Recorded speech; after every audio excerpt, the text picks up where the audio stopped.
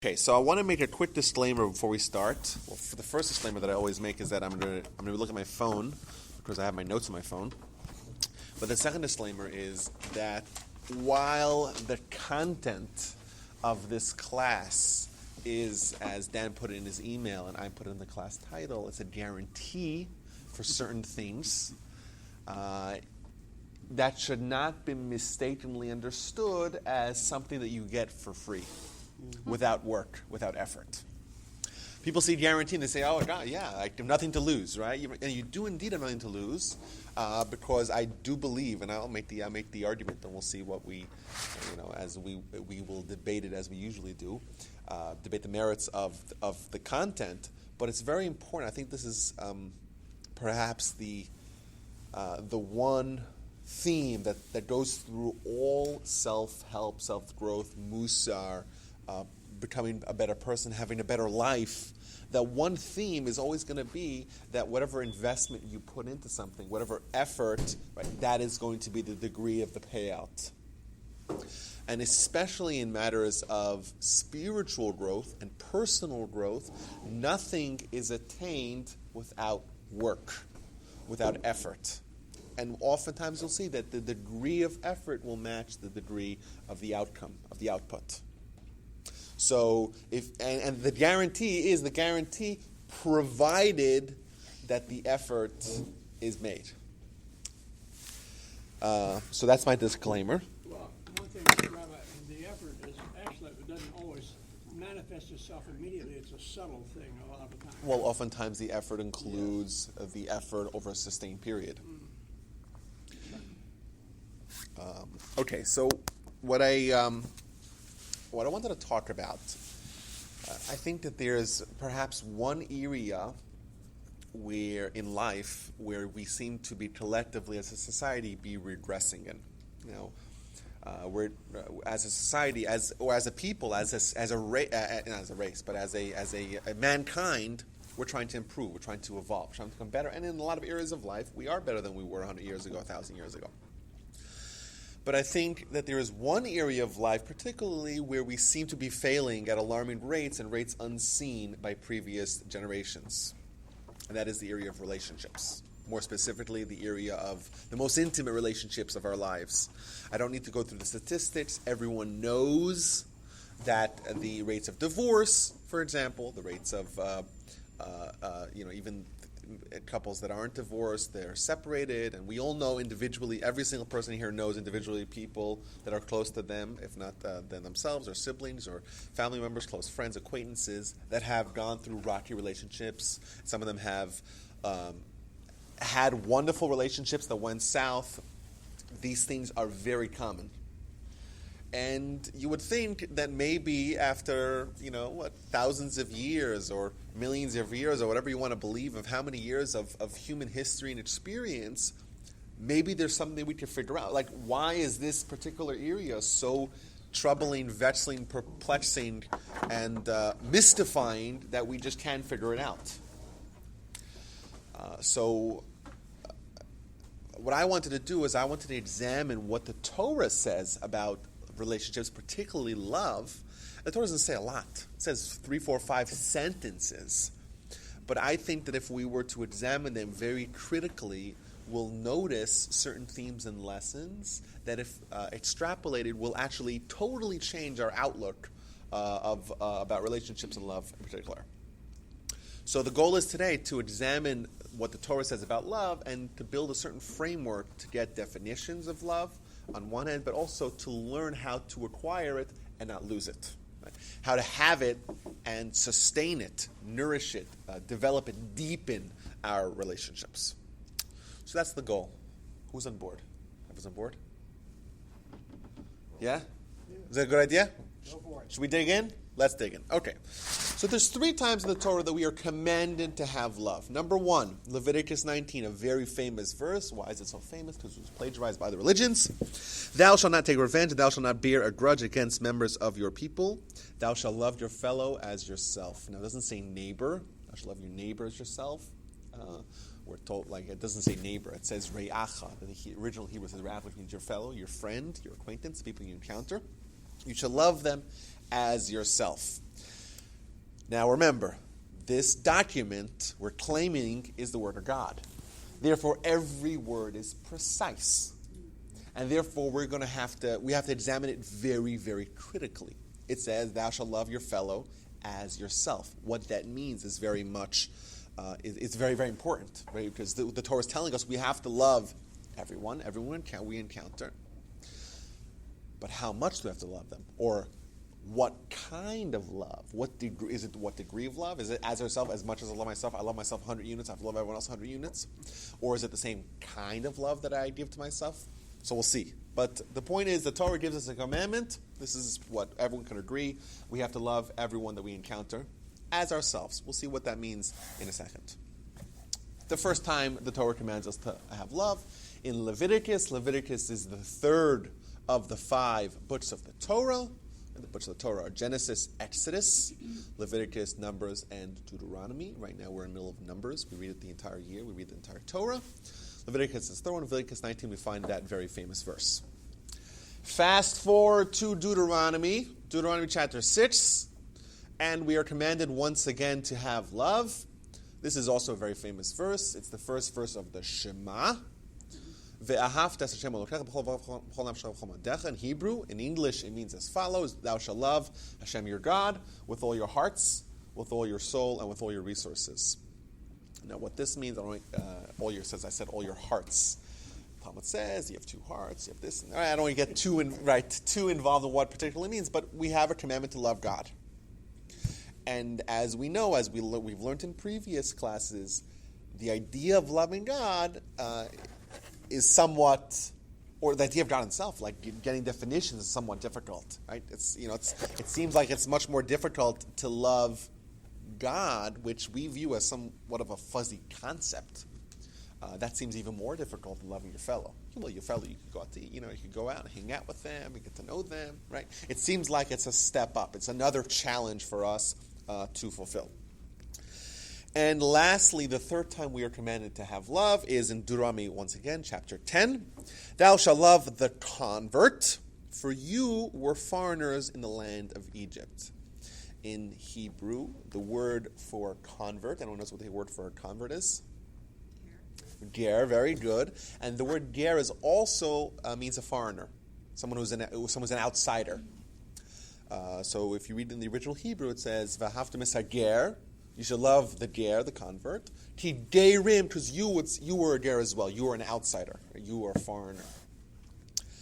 So once again, we're commanded to not only love every individual, we are specifically told to love the convert, because we ourselves were like the convert. We were outsiders in the land of Egypt. In the land of Egypt, we experienced xenophobia. Right? We were the immigrants. We were the ones who weren't used to the culture, didn't know our way around. We had a hard time with the language. Right? We experienced the same thing that a Jew by choice would experience. They come to shul. They don't really know how it works. They don't understand. They don't speak so much Yiddish. They don't know what they don't know what Kenahara means, or tsaras, or nachas, or all these Yiddish terminologies that we're familiar with.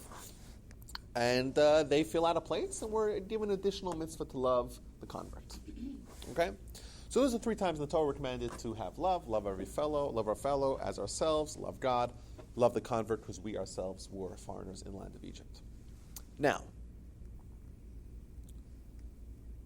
the first thing I want to mention, or the first thing that we have, the first takeaway, what's the takeaway? The first takeaway of these 3 commandments is that love and acquiring love has to be a repeatable process. There has to be some sort of formula that you follow the steps, you follow the instructions, and you reach the said goal.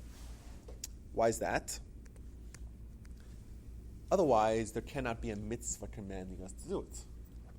Right? The Almighty is very reasonable. The Almighty says, I'm going to give you instructions. The instructions you're going to follow. Commandments.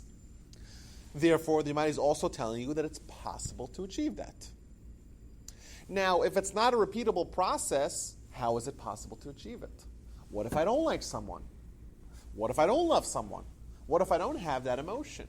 Right? The Torah could tell us very, very reasonably thou shalt you eat matzah on Passover, or have a mezuzah on your door, or study Torah. These are things that you could just do. You follow the instructions. You get a mezuzah, you hang it up on the door, and you fulfilled your commandment, right? Matzah, you wear tzitzis, wear tefillin, Shabbos, prayer, Israel. All the mitzvahs we have from the Torah, these are activities. These are actions. Actions are repeatable.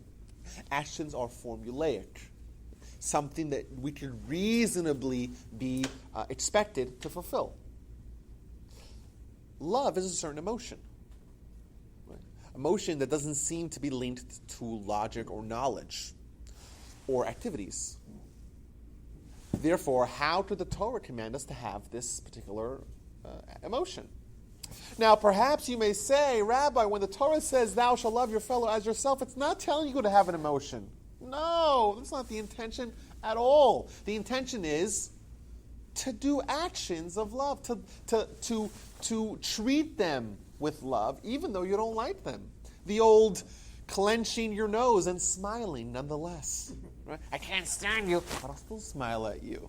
Perhaps that's what the Torah means. Love your fellow doesn't mean to love them. No. You don't have to love them. You don't have to love them. You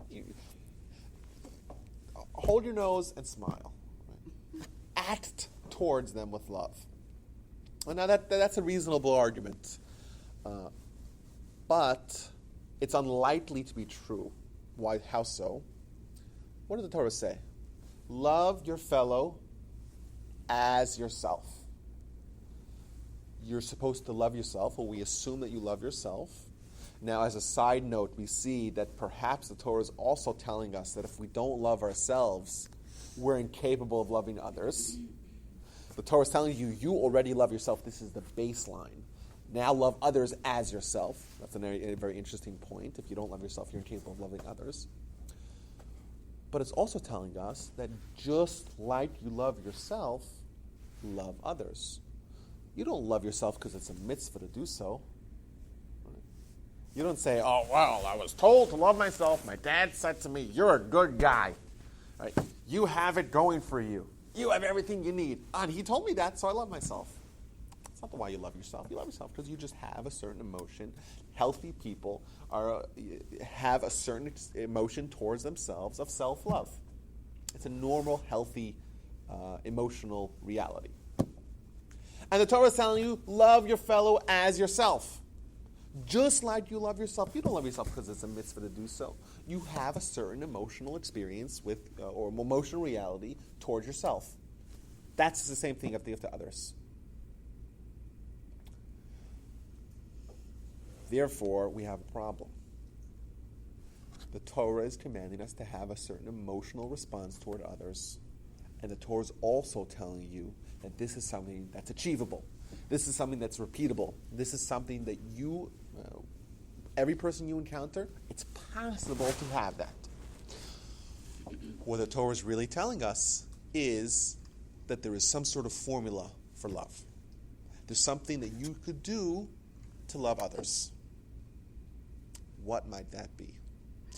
And this information, I think, will unlock for us perhaps the greatest secret of all relationships. And I think we could safely argue that once we know how to achieve something, we'll also know how to perpetuate that same thing. Yeah. If you understand what developed the love to begin with, you'll also see that when that love is to cease, it's going to cease because that the cause ceased as well. Rabbi, is this just like general people like you're meeting in your walk of life? Or is this like, okay, I'll tell you, the problem I'm having with this is like right now what's going on with the Palestinians, and I don't understand how that would apply. I get this question every single time. Every single time. I call it the Hitler question. Well, what about Hitler, right? What about bad people? We're not talking about that. We're talking about decent people. The average person that you encounter in your community, in your professional life, in your personal life, the average person.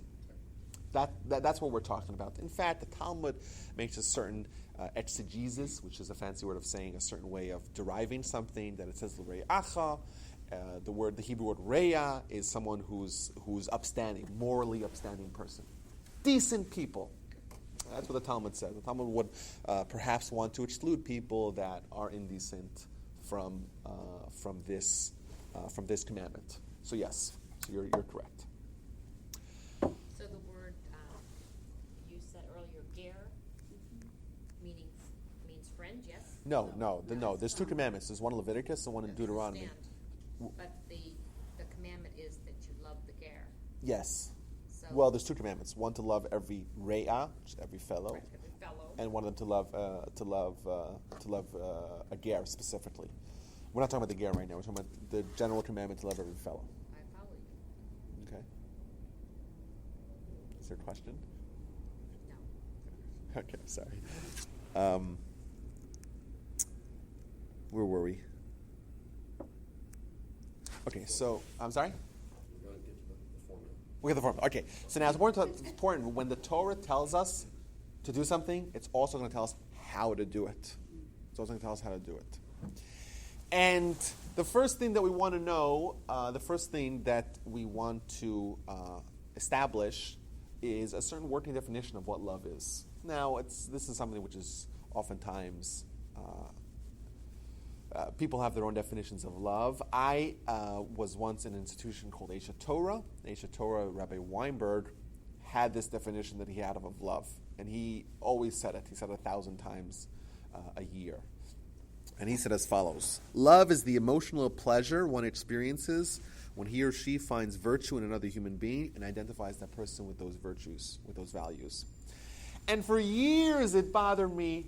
I never asked him, of course, but years it bothered me. Where is the source? Where do you get that? Where in the Torah is this definition of love manifested? Like, where did he come up with that? That love is the certain pleasure that you get when you see someone else's value, when you see someone else's virtues, and you identify the person with those virtues. Couldn't find a source for it until recently. And I found something fascinating. I found the very first time the Torah says the word love, which in Hebrew means ahava. The Hebrew word for it is ahava. What's the very first time in the Torah that it says the word love? I think you told us it's with Rachel in the well, with Isaac in the well. Isaac and I said it? I don't know, maybe some other rabbis. Well, it is with regards to Isaac. Well, with the feeding, taking care of the kind, with the sheep and, with the horses, Camels. Camels, I Yeah, forgot already, but camels. animal, and the fact that, Watered the camels. and she was loved, and I forgot the quote, someone said He it. said he loved her. And he loved her. Okay, so let's go through this here. So that's I think I went through. I don't know if I went through Did the you say exact that, thing. or did somebody else I- tell you? I remember. Yeah, very good.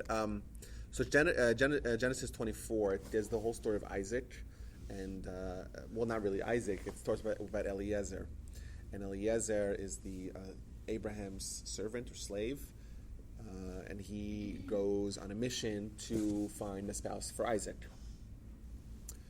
And he finds Rachel, and he says to her, "Would you give me something to drink?" And she gives the camel the drink. Fast forward all the way to the end of the story, right? They're coming. It wasn't Rachel. I'm sorry, I apologize, Rebecca. Thank you. I said Rachel by mistake, but Yes, thank you. in the family. Yes, I apologize. Yes.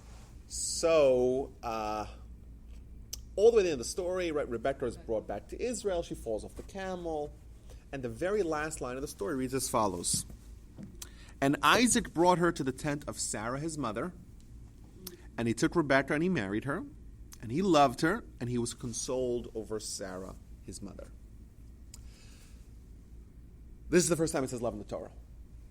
Isaac took Rebekah, he married her, and he loved her, and he was consoled over Sarah, his mother. And the question is, why, when we're describing the marriage and the budding love of Isaac and Rebekah, why does the verse mention Sarah twice? It talks about Isaac's deceased mother twice. It's like, it's like the mother-in-law who's a little bit too invasive, right? Sarah died. Okay, we know that. That was the beginning of that particular Torah section. Isaac is now getting married. He brings her to the tent of Sarah, his mother. Right? He marries her. He loves her. And he was consoled after Sarah. He was finally had consolation for the death of Sarah. Why is it so important to bring in Sarah into this entire conversation? Because she had qualities. He found that Rebecca had qualities as his mother.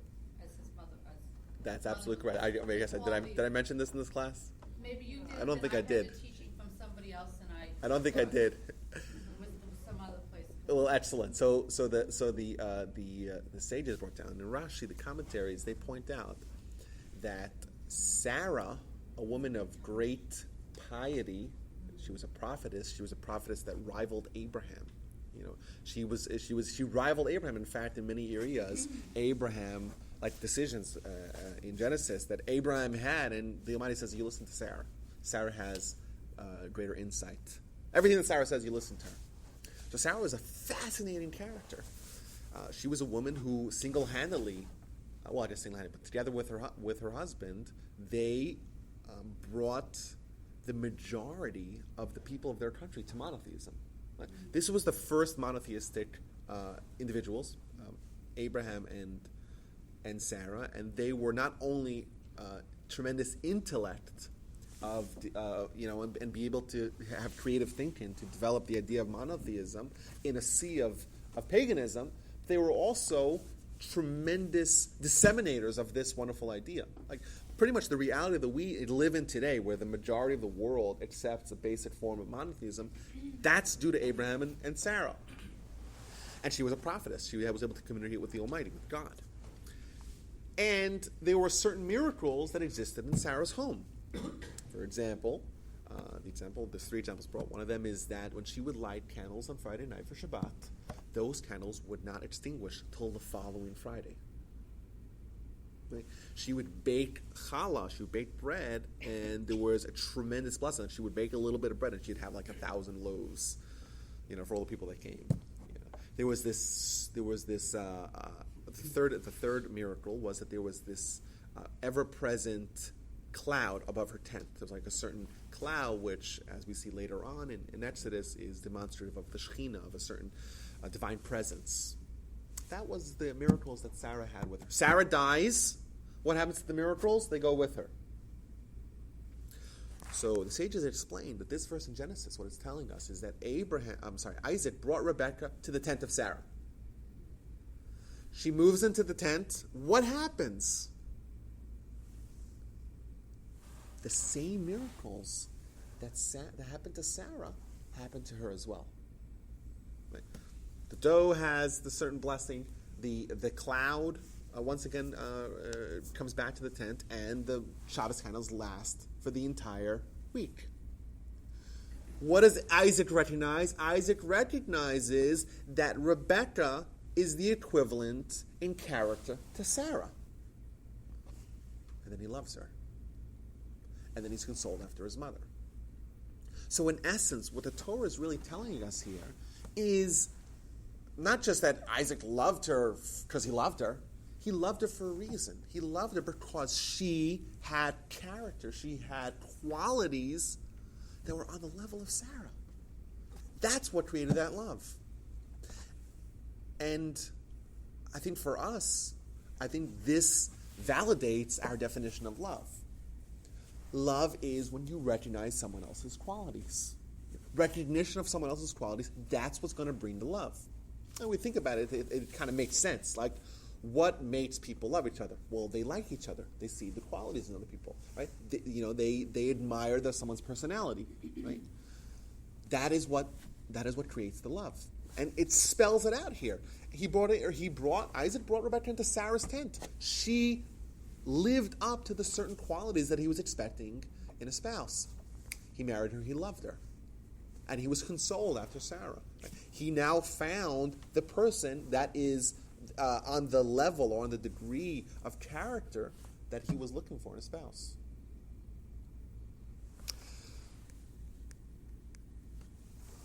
So I think that this is really the key to developing this framework for what love is and also how to get it. We're taught that every person is a collection of good and bad character traits. And we know this. We all know with ourselves we have certain strengths. We have certain areas of character that we're very good at. And we have other areas that we know we need room on. room to improve, right? Room to improve, like on the report card. Right? Rarely. Outstanding in the hallway. So we all have that. And every person that we encounter has a certain collection of positive and negative. I was a great story last week. I was in Canada. My family's now in Canada. I'm home alone. We drove, I mentioned last time, we drove throughout the United States, like this vast country. This is an enormous country, like when you actually drive across it. So we drove to New York. We spent a couple days in New York with my parents, and we drove to Canada, and that's where my in-laws are from, and my family's there, and I'm going to commute back and forth. So I was in shul in Canada with my sons, and my kids are pretty active, to say the least. So he's running all around, and he has his friends, and he has his what's going on, and there's the candy man in shul, he's giving out the candy, and for a few fleeting moments, he's actually next to me by my bench, by my pew in shul. And it happens to be that there's a little girl and a little boy, but roughly the same age of my 6-year-old son, who are sitting in the bench in front of us. And they each have these massive books, like these illustrated, like not comics, but like those books that are illustrated books, like with pictures. So my son is peering over and looking at the girl in front of him at the pictures. And this all happened within 20 seconds. And I just happened to be an observant Jew, so I noticed it. So he's looking over her shoulder, and she's reading. He's looking at the pictures, whatever, and then she sees him. So what does she do? She goes like this. She pivots herself, and she makes sure that he can't see it. And then, she's looking looking into the book, and then she looks out to make sure that he can't see. And whatever, and he ran away. The whole thing, And afterwards, I said to him, Akiva, did you notice what happened? He says, yeah, he noticed. And to me, this was a wonderful insight. I know it sounds so brutal, but it was a wonderful insight as to the differences within children. This child, she did something to make sure that someone else couldn't see. Like she has a certain aversion towards sharing, and that's not to be held against her. She didn't make that decision. She was created that way. This is her negative character, and this is something which is her life's mission should be to perfect. I have a 6-year-old boy and a 4-year-old boy, or 5-year-old boy, 6 and change, and 5. And one of them loves to share, loves to be giving, loves to be, to be benevolent. Is always willing to give up. When kids have silliest fights, like if you pour them a drink of orange juice, and one of them has a 1/10 of a millimeter more than the other one, they go crazy. Well, why does he have more? Why does she have more? Why did you have in the Northeast? There's the 7-Elevens that have the Slurpees, so they each one have 12. A mix of all 12 flavors, and why did he get 12? And right, the kids, are always comparing themselves to, right? One of my sons is always willing to give in. And when I say that he loves to share, it's actually not true. He shares even though he doesn't love to do it. He shares and he starts crying. Which is bizarre. Why would you do something? Because the Almighty granted him with a certain wonderful quality of giving, of giving up, of being the one who's able to, not make a big deal out of things, and to give to someone else and to share. When someone else wants to share, he's very happy to do so. But he does it because he's programmed to do so, and he does it even though he's upset afterwards. Why did I do that? And my other son is not going to share nothing, not his book, not his toys. And if someone else is using his toys, he says, "No, now I want to use that toy." Right? Yeah. Suddenly, I haven't used it in 6 months, but if someone else is using it, now I decide I want to use it. And then the kid goes to some other toy and says, no, now I want that. These are certain qualities that we have inborn. Every single individual, if you're human, most of us are, if you're human, by definition, you have a certain mix of good and negative character. That's true with us ourselves, and it's true with people we encounter. Now, every person you encounter, you have options. What are your options? Your options are, how are you going to view the person? How are you going to associate that person? How are you going to identify that person? what are you going to notice? Are you going to notice their positive qualities? And you'll love them the same way Isaac noticed the positive qualities of Rebekah, and then he loved them? Or are you going to choose to notice the negative qualities of someone else, and then you won't love them? Therefore, when the Torah is telling us to love others, what it's really telling us is to develop a certain sensitivity of how we view other people. We have the options. What are we going to choose to notice in other people? Are we going to choose to look out, to scrutinize, to seek out the positive qualities of other people? Well, doing so will ensure that we will love them. Because everyone has something that's admirable. Everyone has something about themselves that we wish we had about ourselves. That's something that we can improve on, something that we can admire. And we're told in the Mishnah, who is the wise one? He who learns from every person. What do you mean to learn from? What if you are the smartest guy in the room? How can you learn from every person? Let's say you are indeed the smartest guy in the room. How do you learn from every person? So the commentaries point out, at this point precisely, every person that you encounter has a mix of good and bad character. You yourself also have a mix of good and bad character. There's for sure something that in every other person that you encounter, there's some area of character, of behavior that they are better than you. And therefore the wise person is someone who learns from every person they encounter. And hence, they use these people that they encounter, these relationships, as a way to perfect themselves. Hence, they really become the wise person.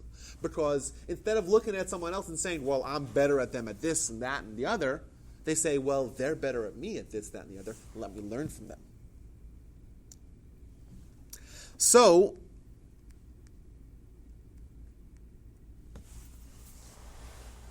we are presented with two options. My grandfather's teacher once presented this as you meet someone and they have, let's say, a negative character and a positive character, right? So oftentimes we're very quick to dismiss people as, well, they have this or that negative quality, and therefore, we just throw the entire thing out. So he once gave it certain imagery of, imagine you have like a treasure chest that's like full of like diamonds, but it has like a rotted fruit in it. So it smells real bad, right? But it's still like, yes, there's something quite repulsive and repugnant about it, but still, you're going to throw the whole thing out? You're going to dismiss the whole thing? Of course not, because there's so much value still to be garnered from it. You're going to encounter people, and every person you encounter is going to have something which is equivalent of the proverbial diamond, and something which is equivalent of the proverbial rotting fruit. What are you going to do? You're going to throw the whole thing out, or you're going to say, no, yes, while I am not losing sight of the fact that the person has negative quality, I'm still going to admire and try to emulate the positive things that they have about themselves. There's a fascinating dialogue or a narrative brought down in the Talmud, where this rabbi was going on a little spazier, as they say in Yiddish, a little tiyul, a little hiking trip with his students, and they're walking around and they chance upon a stinking carcass of a dead animal. And all the students are saying, oh, how repugnant, how putrid, how disgusting, how smelly, right? Everyone's complaining. And what does the rabbi say? But look how white are its teeth. Look how white are its teeth. And the lesson being is that, yes, while it may be repugnant, there's still something that you should try to salvage, about, and there's something positive about everyone. And even if the treasure box, the aforementioned treasure box, is not 99% diamonds and one stinking apple, right? Let's say it's 99 stinking apples, but one diamond. Would you still throw that out? Certainly not. Therefore, the lesson is, the Torah is teaching us, love every fellow. How do you love? What's the definition of love? Viewing the positive qualities of someone else. noticing what they have, what you could learn from. Learn from every person. Everyone has something that they could teach you. Everyone has something that if you were to emulate, you would become a better person yourself. Love your fellow. What does that mean? Developing the habit of asking the question, what does this person have that I could learn from? What does this person have that if I were to follow, I myself will become a better person? Where is the diamond in this person? And once you find the diamond, that's how you identify this person. Look at this person. Look how patient they are. Look how generous they are. Look how kind they are. Look how infrequently they get angry. Right? Everyone has something. There's a redeeming quality for everyone. Once you find that redeeming quality, you identify the person with that redeeming quality. This becomes the kind person. Who doesn't love a kind person? Everyone loves a kind person. Who doesn't admire someone who is incredibly patient or very, very difficult to anger? Everyone has something. The lesson of love, thou shalt love every fellow, is thou shalt seek out the positive qualities of every fellow and identify the person with those qualities. Hence, love indeed is quite repeatable. There is a formula to follow. And I think that the negative, and this I think would be a little more intuitive. The negative, what's the flip side of this?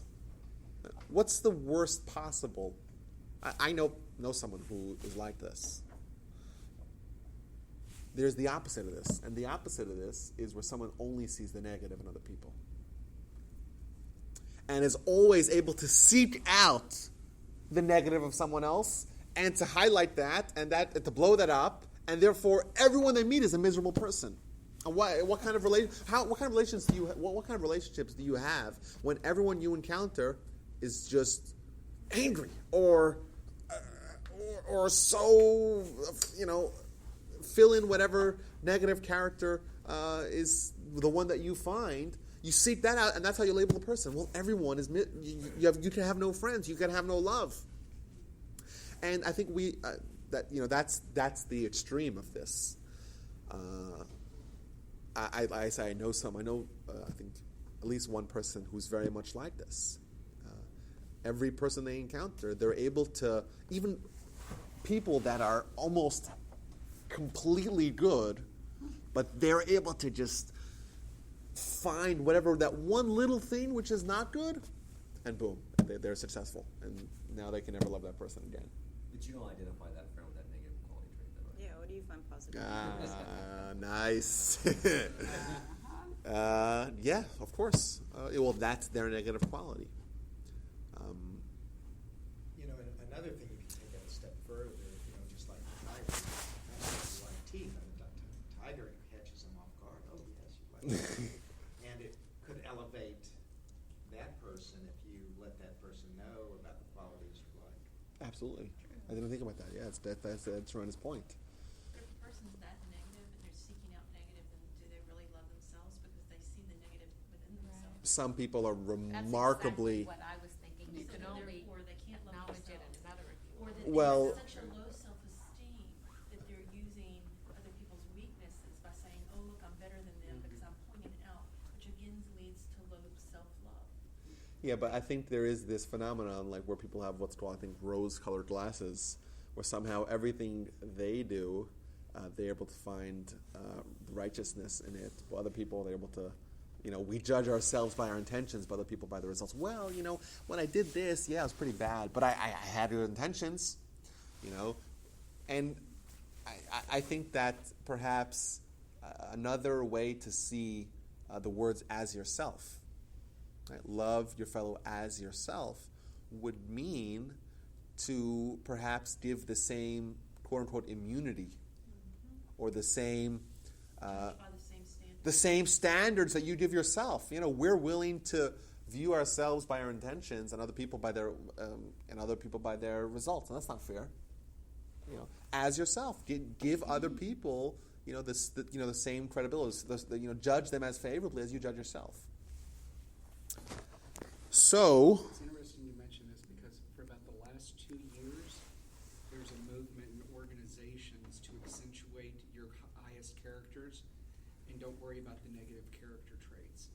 because I guess the philosophy and what the research is showing is when you change the positive character or you get the positive character traits down and you understand that, a lot of the negative character traits start to resolve themselves. On the deeper level, absolutely. On the deeper level, what you'll actually find, this is a secret, telling you only because I love you guys. What you'll actually find, if you actually were to build a complete catalog of yourselves or someone else's character, you'll notice that their best quality is going to mirror in some degree their worst quality. So in essence, they have the option. Their option really is, am I going to harness or latch on to my positive quality? And then as a result, that alone will fix the negative quality. Or am I going to embrace the negative quality and that will negate or overwhelm my positive quality? And this goes even a step further, that where perhaps even your second best quality will mirror your second worst quality, and so on and so forth, where it's like kind of a mirror, and your options are really, what side am I going to choose? Because once you choose that side, then the other one becomes irrelevant. But I think I want to make this as intuitive as possible. I think that we all, in our relationships, we all have ups and downs in relationships. The definition of relationships is going to be bumps. There's going to be better times and worse times. And if you were to examine the good times and the bad times, the good times in your individual relationships are going to be the times where you view the person positively and you spend time thinking about their positive qualities. And where the relationship heads south is where you constantly view and harp on the negative things about someone else. Why do you always do X? Or why are you so X? Right? Why do you don't do this? Don't do that. Don't do that. And if you focus on that, that is going to erode the relationship. So in essence, there's a very strong link between what's going to develop a relationship, develop a love, and what's going to make it perpetuate, make it go on, sustain the love. It's a very simple formula. And the second you stop doing that and you start viewing the negative, well, of course the love is gonna stop as well. Now, people that have wonderful relationships, that they suddenly fall out of love, well, what happened? Is this not the same person that you married or you've developed this love? No, it is the same exact person. So what changed? What changed is your perspective. Originally, you were looking at the positive, well, then you had the love. You stop looking at the positive, you start dwelling on the negative, well, of course, the love ceases and the love ends. Voila, that's why, boom, booyah. This is it. But I think that love is in history with like a history of the person. Of course. Because then you continue and then you see good qualities and you continue to see things that they do and then therefore becomes a stronger relationship. Absolutely. It's very dynamic. It's not just something that you get or you just lose. It's you get it because of this reality, and you, unfortunately, if someone is to lose it, it's because of this as well. So that's what the Torah means when the Torah says, love your fellow as yourself. What the Torah is really telling you is to develop this outlook, this perspective, this quality, this skill of seeking out the good in someone else, right? Looking for the positive in someone else, identify the person with those qualities, and not dwelling on the negative of someone else. That's a formula to love everyone you encounter, because everyone has something that you can learn. Love, who's the wise man? He who learns from everyone else. Mm-hmm. And it's all, that's for the general population, but also for your most intimate relationships, the same rule applies. Isaac began his relationship or his love with noticing the qualities of Rebecca, but it didn't stop there. He kept noticing them, and therefore the relationship deepened.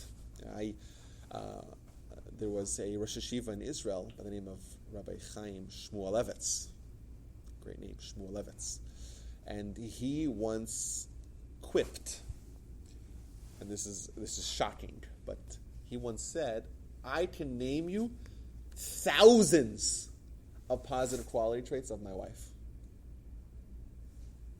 Can you imagine? Thousands. There's thousands of positive qualities that I've identified in my wife. Think about that. Think about what kind of relationship that must have been. It's incredible.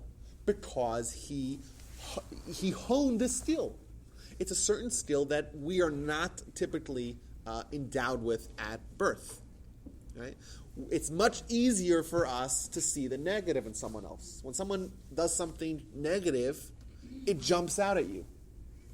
We have to train ourselves to see the good in other people.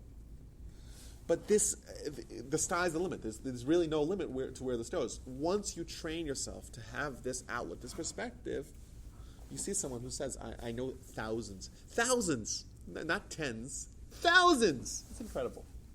And maybe it's possible that his wife was a woman of remarkable character, and she probably was. But I think every person we encounter at least has a few hundred positive qualities. Okay? But it takes effort, it takes training, it takes skills to identify that. Those are the skills. Those are love-building skills and love-building exercises. Is that the kind of love that you think Hashem has for us? And therefore we emulate Him as we are commanded to do. Very interesting. Oh, God, yes, because He'd have wiped us out a long time ago.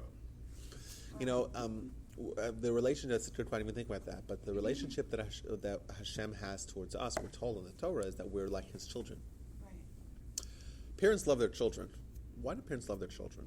You know, I think if you were to make a model of a person with zero or close to zero admirable skills, it would probably look like a child. You know, children are very selfish, very self-centered. All they care about is themselves. They don't really provide much towards society or to their parents. They're not really necessarily appreciative or grateful. Right? There's almost no redeeming qualities of children. Almost. Right? If you were to just analyze it. But somehow parents love their children, like unconditionally or almost unconditionally. Why is that? They're extension of you. And no, it's true. But who thinks the child is? Which person thinks that the child? Which person is most likely to think that a child is cute? The parents and the family. Why? Because they're there. They belong to them. Well, yeah. But you gave birth to the child, and sure, hopefully you did this by choice, so out of love, and thus because you love yourself to whatever degree, you want your child. But is that really what a parent is thinking? Like at 3 a.m? No. Okay, I love myself. No. I rather shoot. I want to shoot someone, but I haven't slept a full night in years.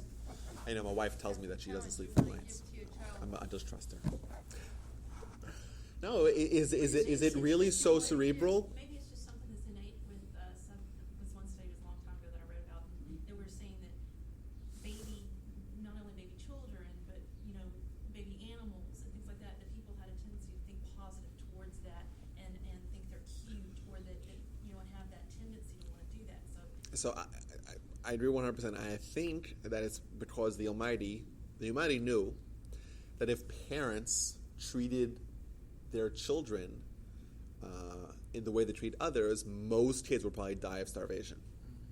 Because the parents say, wait a minute, this child is an obnoxious brat, all they care about themselves. They wake me up in the middle of the night 5 times. Like, if someone did that, you wouldn't feel positively towards them. Right? You wouldn't go out of your way but the Almighty implanted within parents a certain emotion where they just see the good, and the child could scream and they see wonderful qualities. The child could be a brat and they just see a sweetie. They see someone, they see the children's potential, they see the good. The parents just innately have this feeling of love towards their children. That being said, I know of parents that have taught themselves not to love their children. I know this does exist. If a parent has the perspective of only seeing the negative and not seeing the good, they could teach themselves to not love their child. But parents have a head start where parents just, as a default, see the positive in the child. I would say that, maybe we could say, well, we don't know what. God's emotions is kind of a hard thing, or maybe even a, oxymoronic thing, because we don't know that God, doesn't have emotions by definition. But yes, I think God does see the Jewish people, in their potential, in their capacity of being a light to the nation, in their, mission of being His ambassadors to the world, and the responsibilities that we have collectively accepted upon ourselves as a nation. That I think we could say is that maybe the reason why God loves us. We're the ones who are willing to, to give up a little bit, for the sake of trying to do what's right and trying to teach the world about God, being the moral guardians of the world. I think that's very legitimate to say. But I also think, that this reality that we have established is not relegated to individuals alone. We said, "Thou shalt love your fellow as yourself." How do you love your fellow? What do you mean? How do you expect me to have a certain emotion? You can have this emotion. It's repeatable, right? Because there's a skill. The skill is seeing the good in other people. You see the good in other people, you love them. And what the Torah is demanding us is to develop the skill. You should love your fellow as yourself. How do you do that? Develop the skill as yourself. Learn to see the good in others the way you see the good in yourself. Thou shalt love Hashem your God. Love God with all your heart, with all your soul, and with all your resources. Perhaps the same holds true for God.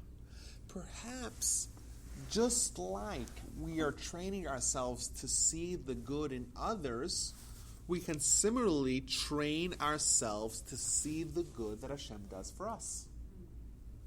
And you know what? You really don't have to go very far. Right? You just think about what Hashem does for us as humanity, but even us individually, just as an individual person. What is Hashem doing for me right now? Well, He's giving me so much free oxygen. Right? Imagine if oxygen was scarce or water was scarce. Right? What would you pay for a glass of water if you had none? Right? Imagine, what would you give up your eyesight for? Is there anything in the world that you give up your eyesight for? Anyone? Right? Any number of the world, any monetary, any material, any physical thing that you would give up your eyesight for? No way. Would anyone do it for $1 billion? Be in the Forbes list, but with a cane like that? Is there anyone that would give up their eyesight for $1 billion? Anyone? Any volunteers? We give it up for money, but I give it up to help somebody. Okay, but let's talk about money for a second. Right? That's a good point. Maybe, perhaps. But we each have gifts from God that are almost priceless. There's almost no amount that we can assign, right? Does anyone have a cell phone, right? You got to charge it every day, right? Maybe twice a day if you have an iPhone, right? And the Almighty gives us a heart that pumps without batteries, without tinkering, without maintenance for 90 years. We each have, who here is drinking a coffee? We have 2, 4, 6, 8, 9 coffees here on the table. If you did not have a liver, drinking a cup of coffee would kill you. You'd be dead. Right?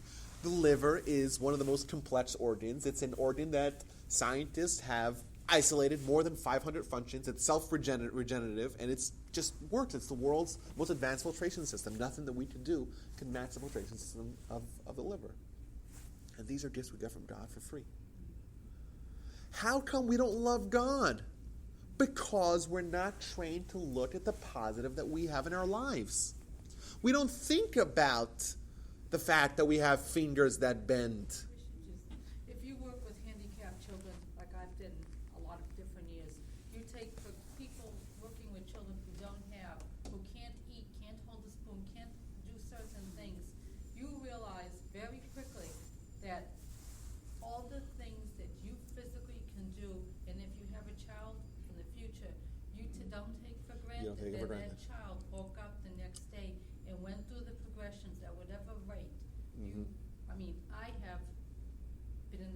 situation that I just say thank God several times that I am able to do. I may not be the Einstein, but I certainly can read if I choose to. Absolutely. And the words that you said, not taking things for granted, there is a school of thought. This is a controversial topic. I'm going to share with you guys, but it's a controversial topic. But there is a school of thought that says that when you see people with handicaps or, God forbid, with diseases, I met someone this week in shul, Friday night. He's out of town. I'd never seen him before. I say, hey, how you doing? You moved to town? He says, no, we're actually here for a convention. Convention? I'm like thinking maybe he's in the oil industry. I don't know, like what kind of convention. So he says, no, his wife has a certain genetic disease, that very rare genetic disease where she has very high laxity in her skin and her muscles and her bones, that she, her skin tears very easily, and she can't like walk for great distances, and her eyesight is, diminishing, and I'm like, whoa! I literally sat down next to the guy, and he, like, within 3 minutes of me sitting next to him, he's telling me this whole story.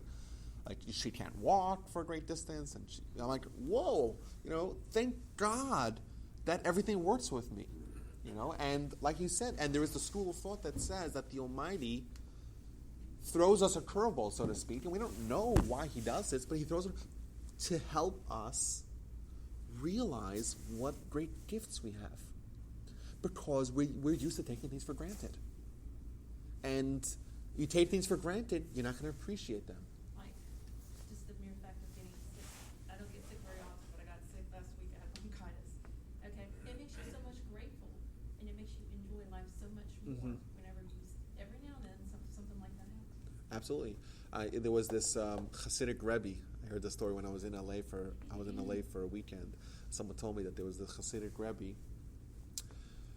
who some guy came to him and gave him a donation to his institutions, whatever, and he says to him, can I have a blessing? Because traditionally you go to the Hasidic Rebbe, ask him for a blessing, so he says to him, I'll give you a blessing, you should have a lot of tsaros.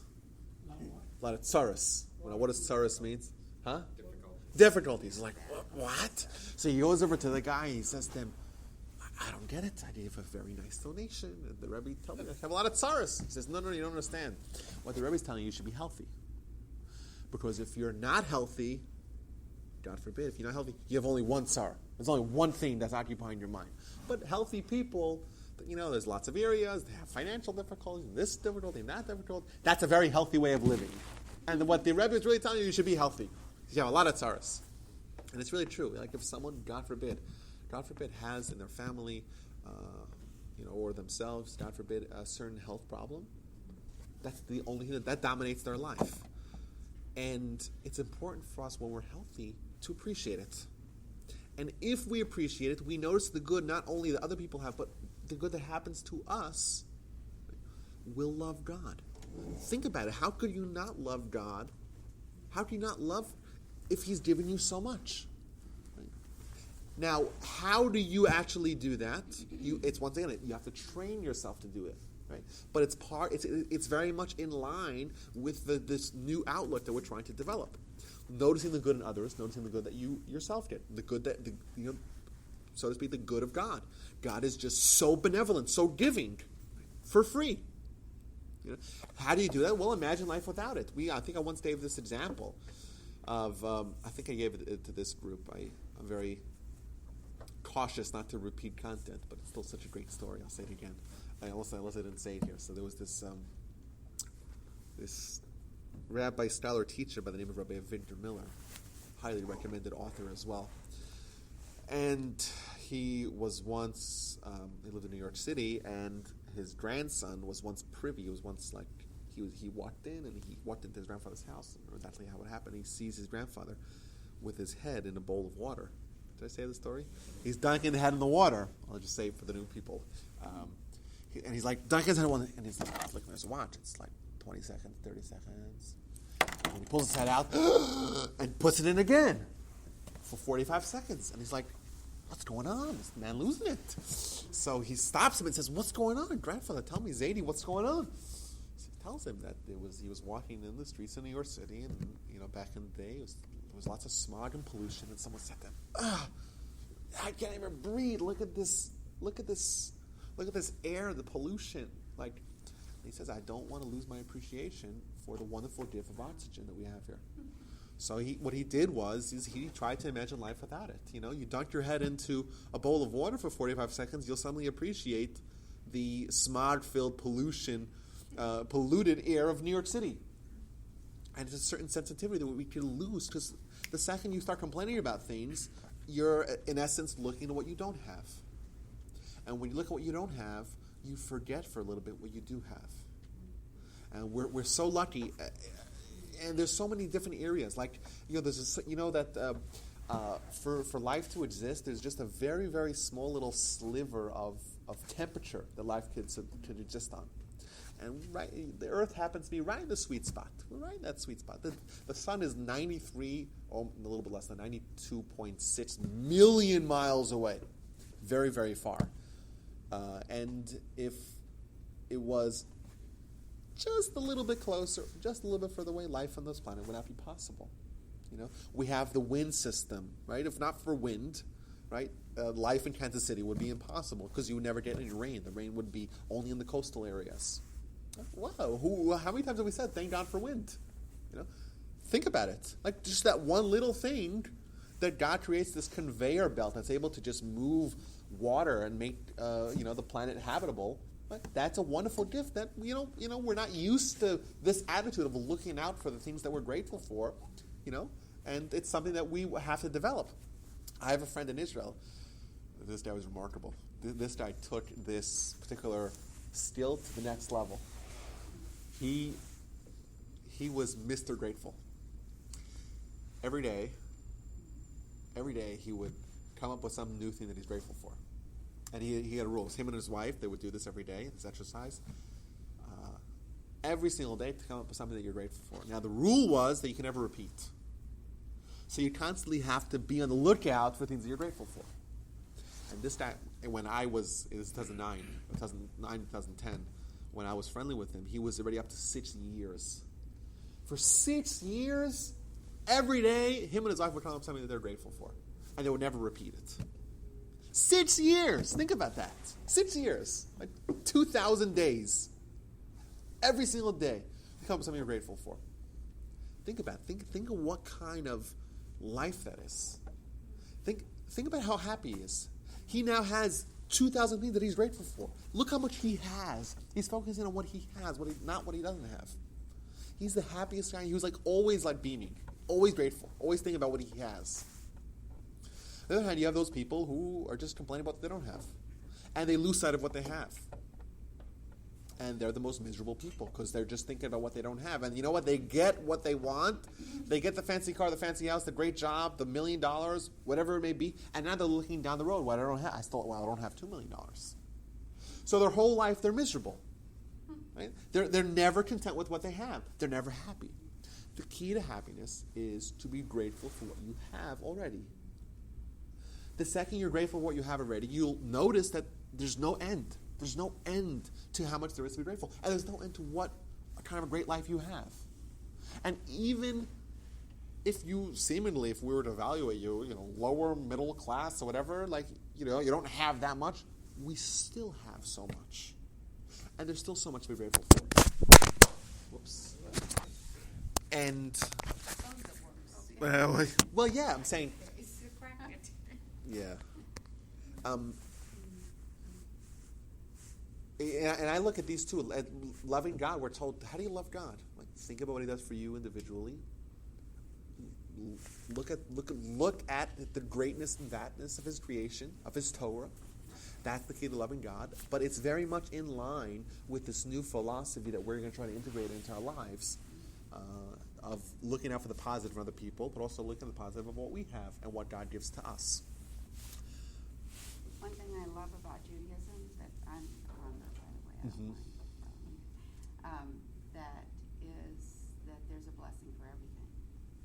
And when I put that into my heart and began to live that, it just totally blessed me. My grandfather has an article where he talks about the blessings that we give. If you learn all the Jewish blessings, there's blessings for almost everything. Every time you go use the facilities, there's a blessing for it. Anytime you consume anything, anytime, there's the morning blessings. You thank God for giving us all these things. You thank God for vision, for clothing, for whatnot. And natural phenomenon, there's a blessing when you see a rainbow. There's a special blessing you're supposed to say when you see a rainbow. Right. Blessings for thunder and lightning. And he says that the key is this particular point. It's trying to stop feeling entitled for everything that we have, that we're given, and to stop taking for granted everything that we have. And it's a paradigm shift in your life. It's a paradigm shift. And I'm going to get to this a little bit further. It's going to change your life. And by the way, the guarantee for happiness is this. Just a spoiler alert. I wanted to expand the issue, and I'll rehash this point again. We're told in the Talmud. There's a great story in the Talmud. We know that there was two schools of learning back 2,100 years ago. The school of Shammai and the school of Hillel. We're familiar with this. There were two massive yeshivas, like Talmudic institutions, Torah institutions. And there is a story brought down in the Talmud 31a of a Gentile, and the Gentile walks over to Shammai, and Shammai, the Talmud tells us, was a really sharp guy. He was even more intelligent than Hillel, even though whenever there's a debate, we always go with Hillel. And he goes over to Shammai and says, Shammai, I want you to teach me all of Torah while I'm standing on one leg. Yeah. Everyone's familiar with the story.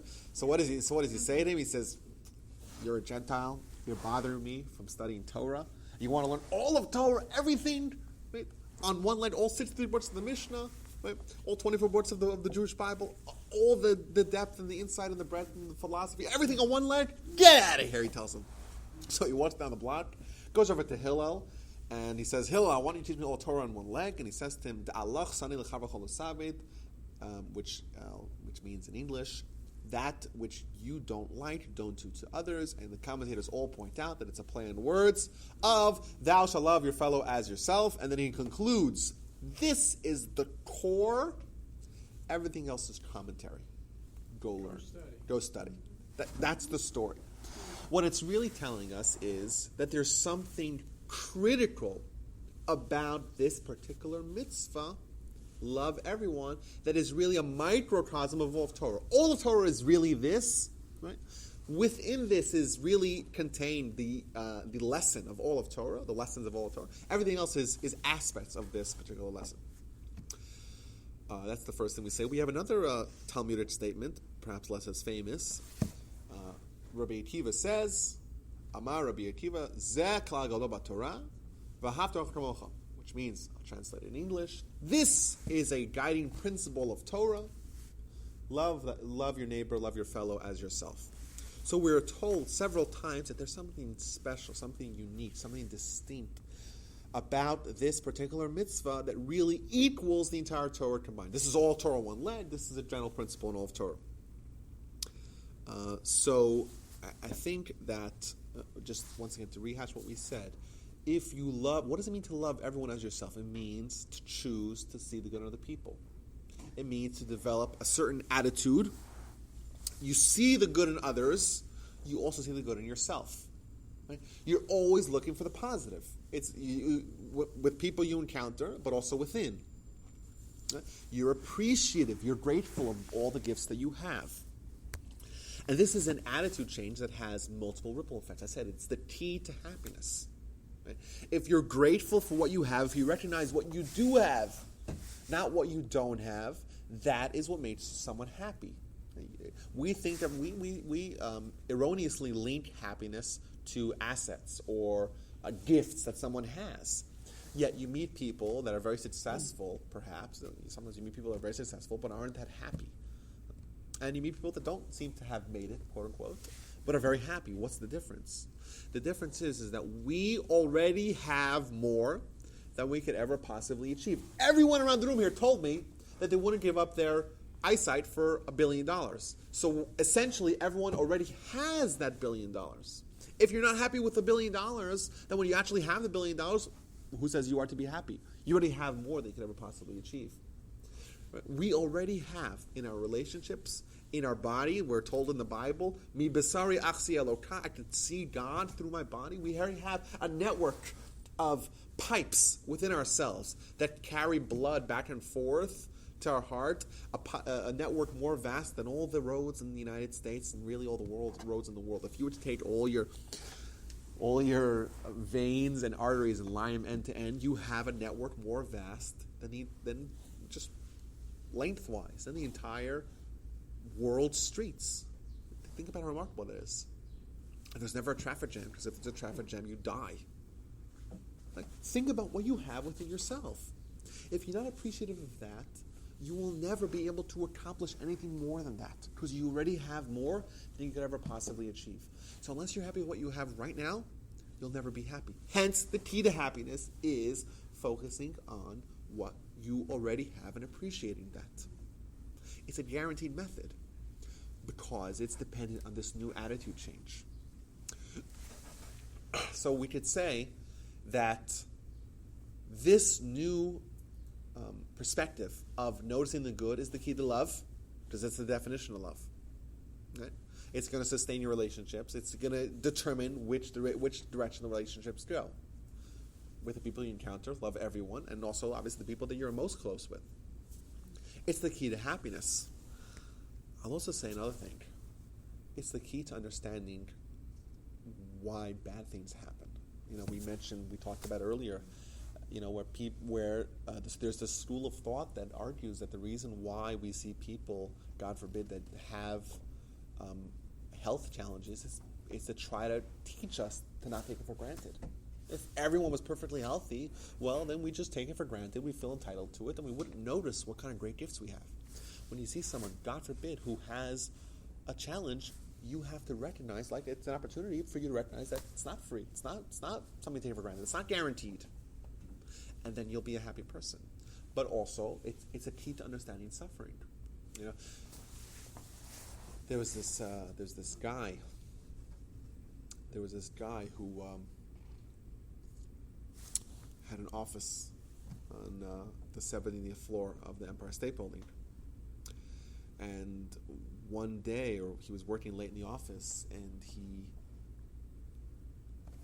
he locked himself in. And he didn't have a cell phone, he didn't have any phones, he was just locked in. And he didn't know what to do, like, how is he going to get out? So he walks over to the balcony, and looks all the way down, and he sees lots of people there. So he tries to call out, help, help, help, and no one can hear him. So he says, you know what I'm going to do? He takes a roll of quarters, he had some money, he starts dropping the quarters. And he looks down, and he hopes that people will see the quarters just raining down from the sky, and they'll look up, and they'll notice him there. But everyone just sees quarters on the floor, everyone puts them in the pocket, keeps on walking. He says, it's not enough money. He starts dropping singles, fives, he's dropping $20 bills. Everyone just picks up the money and walks away. He drops $100 bills. And people just pick up the money and walking. He says, you know what? He goes over to the flower pot, he takes a group of pebbles and throws them down. Everyone's like, hey, what's up with that? And he gets saved, right? The point is that God gives us so much good, and he just wants us to notice him. He wants us to relate to him. He wants us to develop a relationship with him. He's giving us so much. And we don't stop for a second. We just scoop it up. We just take it. And we don't stop for a second to thank him, to recognize him. And he says, you know what? I have to get their attention. He throws a pebble, and everyone says, oh, where was God? Why do bad things happen to good people? Right? Where was God? That's what, and he says, at least I have your attention now. And for us, we want to avoid that. No one wants to it doesn't feel good to get the pebble on the head. It doesn't feel good where God tries to wake us up from our slumber. But God has no choice. There's no choice.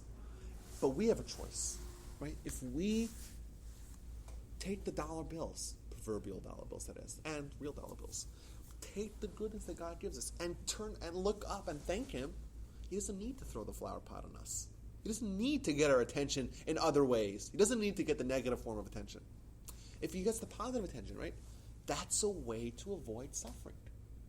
We're told so many times in the Bible, like, if the Jews had just been close to God, recognized God in good times, God wouldn't have to be in the bad times.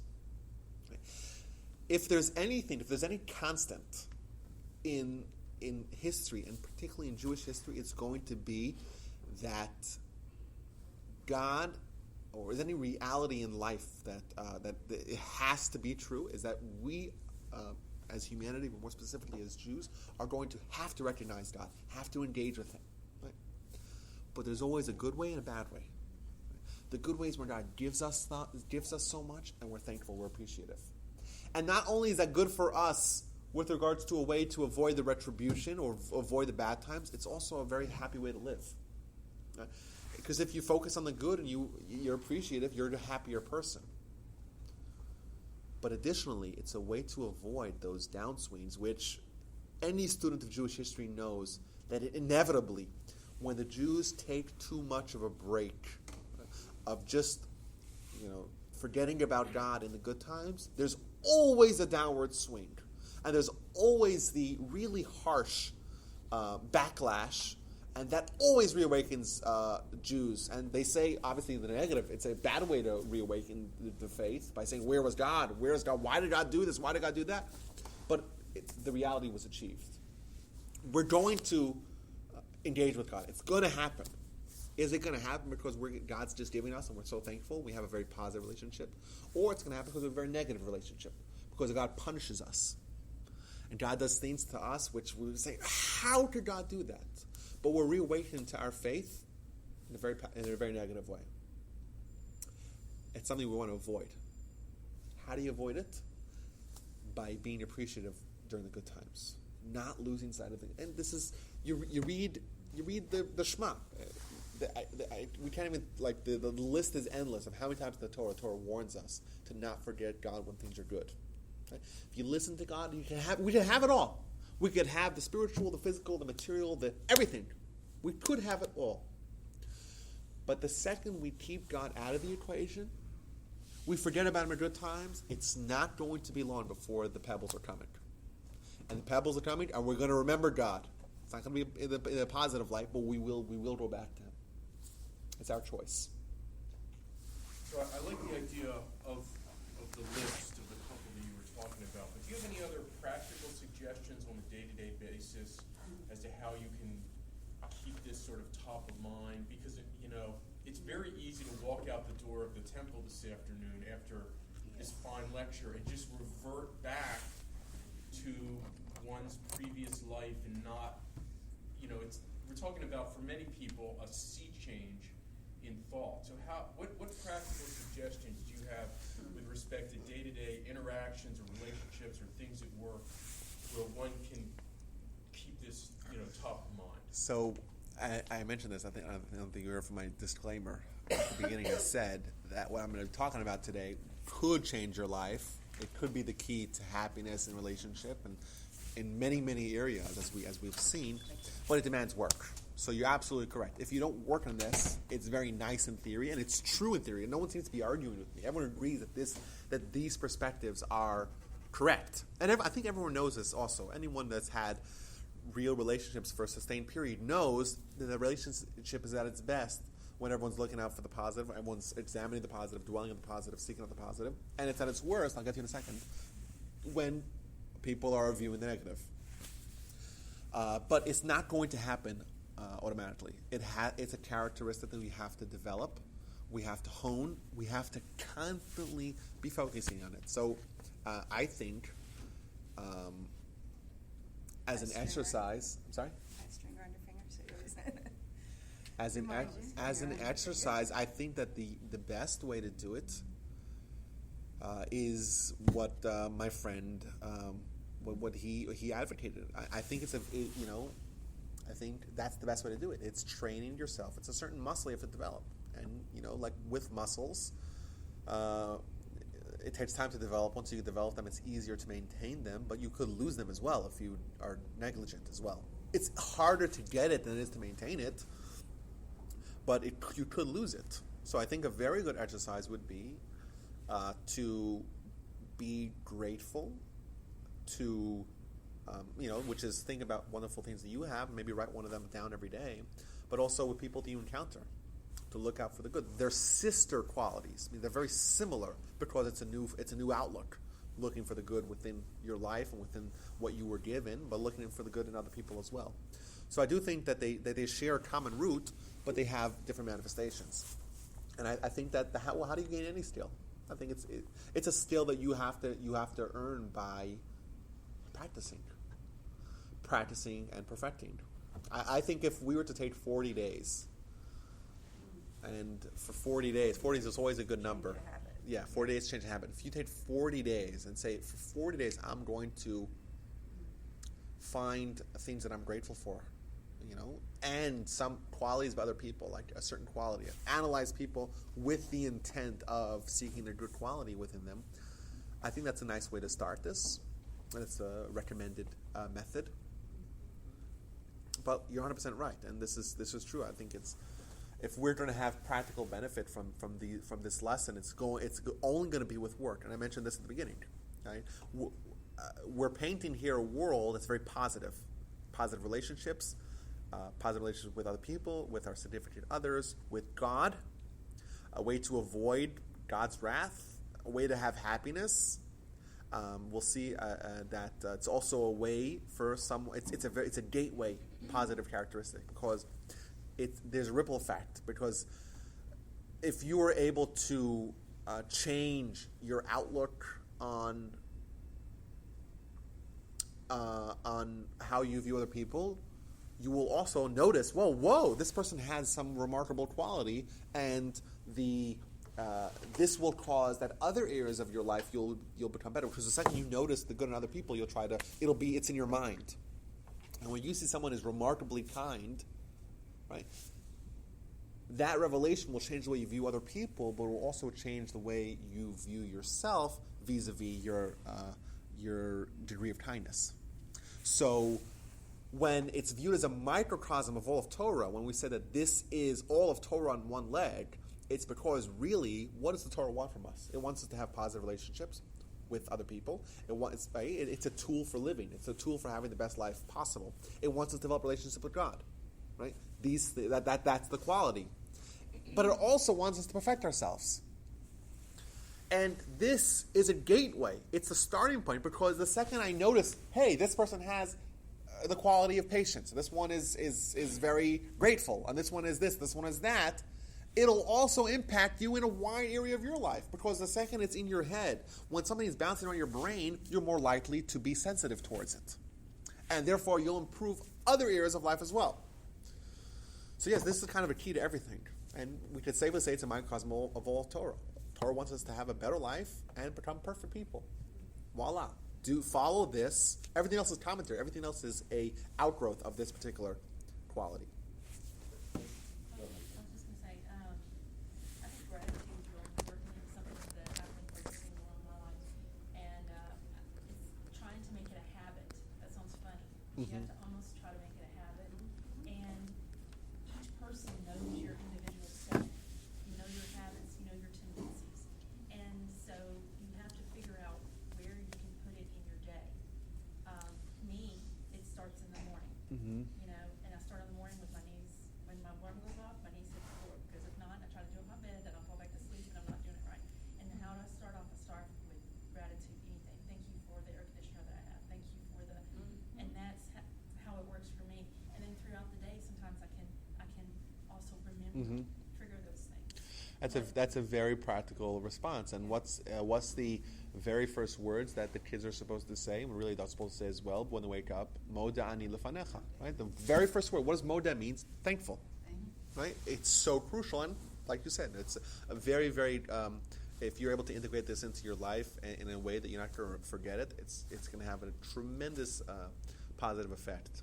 It's easy though to slip and not do it. Of course. And when you start getting out of the habit, then you're like, you have to get it back. So it's easy to get out. But however that y'all see, because I know it works really good with me, and I'm still working on it. But that's how I have found. But you know your individual self, so you know what days maybe or the time during the day that you just kind of take a break, that you can reflect on things. So. I do the same thing. I do it in the morning and I do it at night. And I have a brother-in-law I really have issues with. But Tell us more. Okay, sorry. Yeah. But what I do is I thank God for, I name up all my family, their protection. Because at least I don't want anything bad to happen to them. So I can be thankful in the morning that God's going to protect, and I name them off all during the day.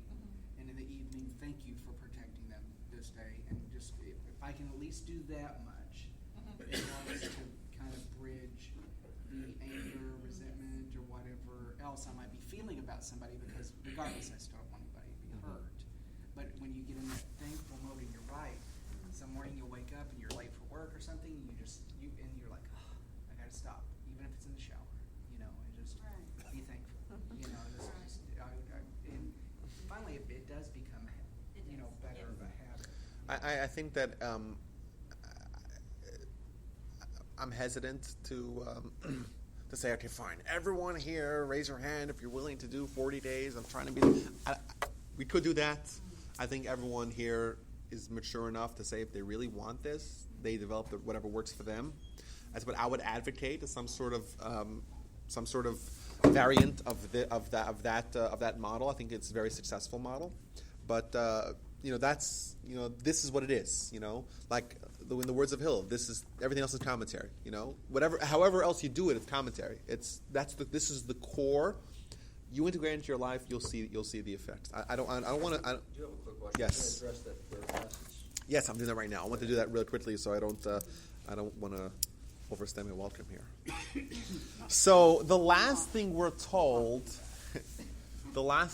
is you should love the convert, because you yourself were a convert, or not a convert, or an outsider in the land of Egypt. Now, what's interesting is that a convert is not excluded from the original verse in Leviticus to love every fellow as yourself. So the Torah seems to say that even though you are already commanded to love the convert, because he's included with everyone, the Torah specifically tells you to love him in an individual verse. And there is a debate. Does that mean that there's two mitzvahs to love the convert? One, love the convert. One, love everyone. That's a debate. I think that the end of the verse is very illustrative of perhaps another method that we could use to love people, and therefore another building block that we could use in our structure, in our framework of how to accomplish this wonderful quality that's so important to us in our lives, yet so difficult for modern man, meaning mankind, to perfect. The Torah tells us you should love your fellow, the convert, because you yourself were a convert. What is the relevance of the fact that I was a convert, or that I was an outsider in the land of Egypt? I think perhaps the Torah has given you a very keen insight as to another method of accomplishing love. How is that? If I don't love someone, right? If I don't care for someone, if I don't think about what someone else is going through, well, I'm probably not going to love them. However, if I find a way to figure out what someone else is going through, to empathize with them, right? To superimpose myself into someone else's life, to know what they're going through, if I invest my time, my emotional energy in thinking about that other person, what they're going through, I'm going to love them. We all had that experience of being the newcomer. First day in the new synagogue, we don't know anyone. First day in the job, first day in school. We've all experienced that awkward feeling of being the odd man out. The convert is someone who joins the community. He or she doesn't feel so comfortable, doesn't feel at home. You have to hearken back to the times that you felt like that yourself. We've all had that experience. That will teach us to empathize with other people who are going through that, right? When you feel a certain association with someone, right? You identify with a person. I once went through that as well. That's a way to empathize with them, and that's a way to love them. So perhaps the Torah is telling us to love the convert. Well, the Torah is telling us a method. How do you love the convert? Well, they're different. They're outsiders. They're not. They're a little bit different than everyone else, right? They're newcomers. They don't know exactly how things work. Well, you yourself had that.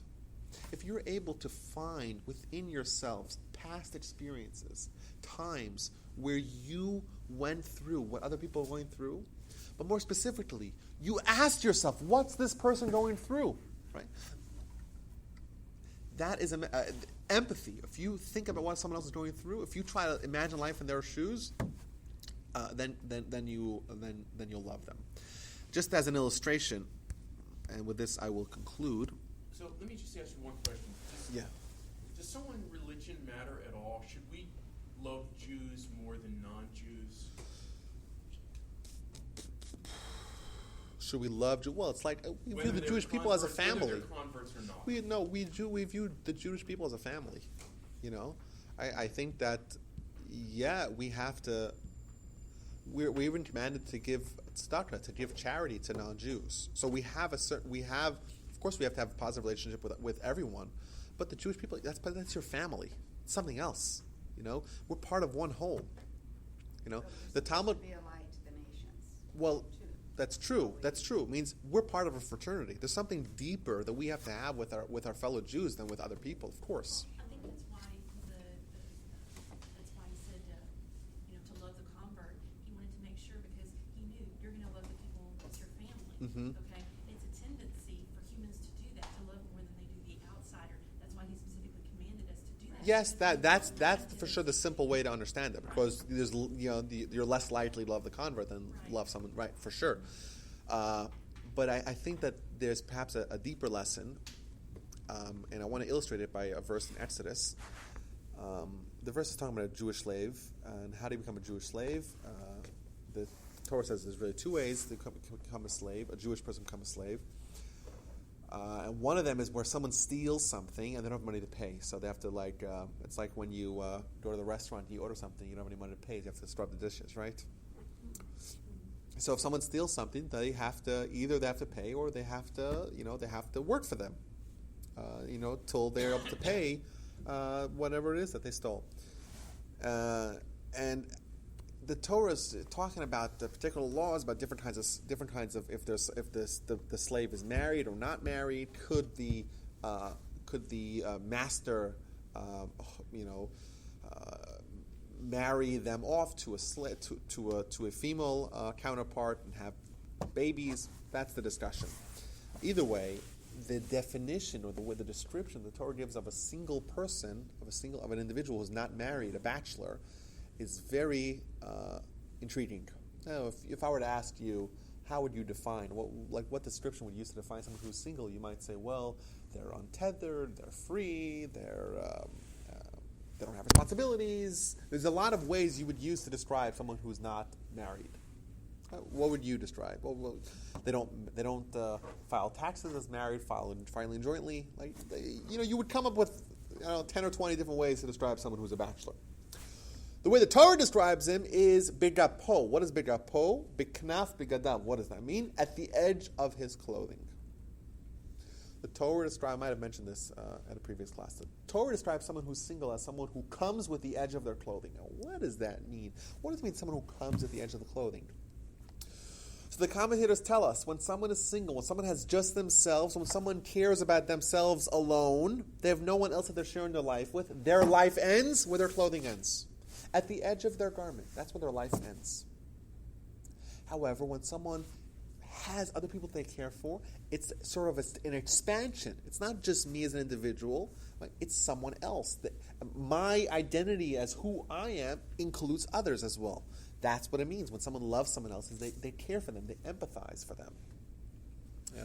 In the Talmud, very interestingly, a great person is called a gavra rabba, which means, literally, if you translate it, a large person, which seems to be a very offensive way to call someone, right?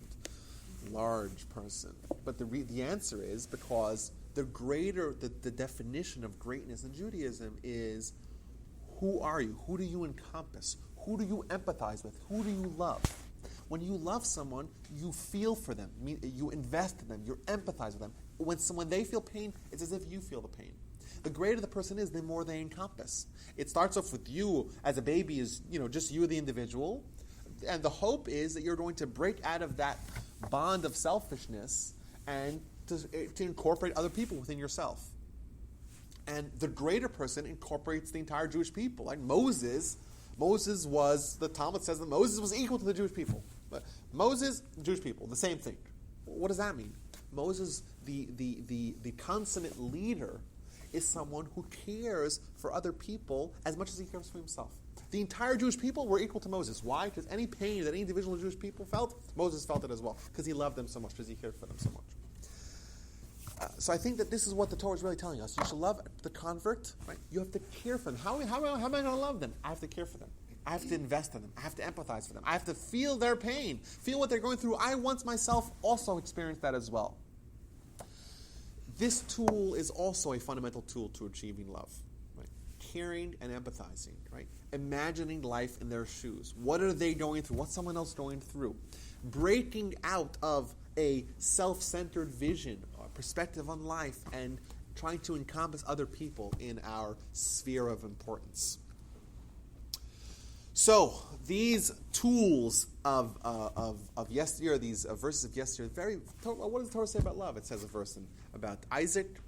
It has 3 commandments. But I think we extrapolate this and we see an entire world before us. When the Torah gives us instructions of love, the Torah gives us a commandment of love. It's also telling us how to do it. But we have to read between the lines. We have to understand what the Torah means when the Torah says love. Let's go to the first time the Torah describes love. It describes Isaac seeing wonderful qualities of Rebekah.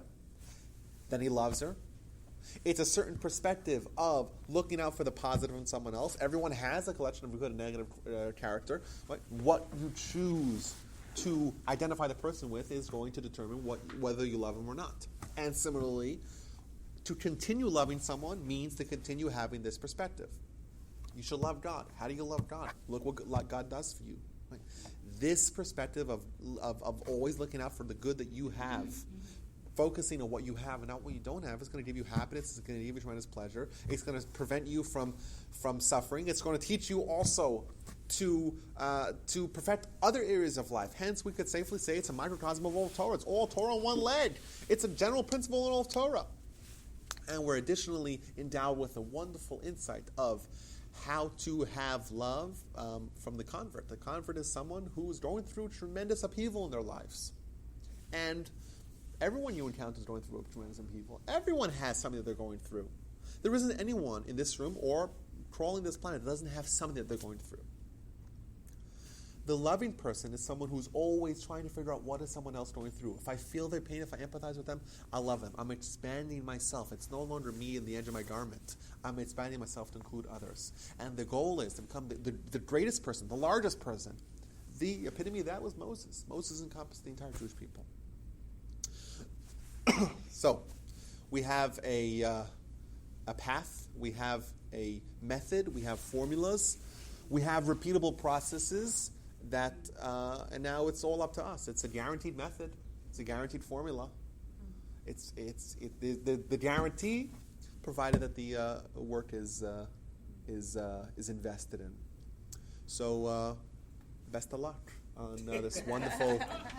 It's not easy. But the most important thing is that you didn't mention that everything takes time. Oh yeah. I don't know you unless I know you from all the words of wisdom that you share with us. But I truly don't know you. I don't know your pains. I don't know your family. And if I wanted to get to know you, it would take another. You would have to invest. Not always. You would have to invest. And you know what? When you see a convert, you already know what they're going through. But when you see everyone's going through something. Anybody, like you said, everyone's going through something. You might be going through pains where maybe you had a disagreement with your son or your wife or your dog, for that matter. But we're all going through something. Unless you really sincerely listen to the person, you're not going to take the time. I see Betty more, like once or twice a week. If lucky, we might meet at different occasions. For instance, she'll take the time to say, "How are you?" Or I'll take the time and really listen to what she's saying. Unless we each other take the time. Absolutely, and that's the disclaimer. It's not easy. It takes time. It takes emotional energy. Sometimes you don't have the headspace. I have no headspace. I have so many things that I'm dealing with. I can't deal with someone else's. Everyone has so many stuff to deal with. We're either busy or not busy enough, or we have a million things going through in our lives. But sometimes if you share what's going through in your life to somebody that you might like to get to know a little better, maybe that other person can give some insights from her or his experience that might. And I think that's a very good method. At the time, I wish I talked to her longer, him longer, a coworker, or I don't know. Mm-hmm. And sometimes I feel that way. Yeah. I agree 100%, and I think that if we invest, then this is important. This is worth our investment, because the dividends are remarkable. One thing I just wanted to share, aside from the Modeh Ani, first thing in the morning, sometimes we think of prayer as it has to be in the synagogue, it has to be wherever, under our tallit. But, I read, and I don't remember which rabbi said it, maybe you remember, that prayer can be upright kneeling, Yeah. motionless dancing, or silent screaming. And I find that I'm doing a lot of all of that these days. Yeah, I So 100%. it's wherever you are, Hashem is there, and you. And it's thanking him for the past and begging him for the future. 100%. Yeah. Okay.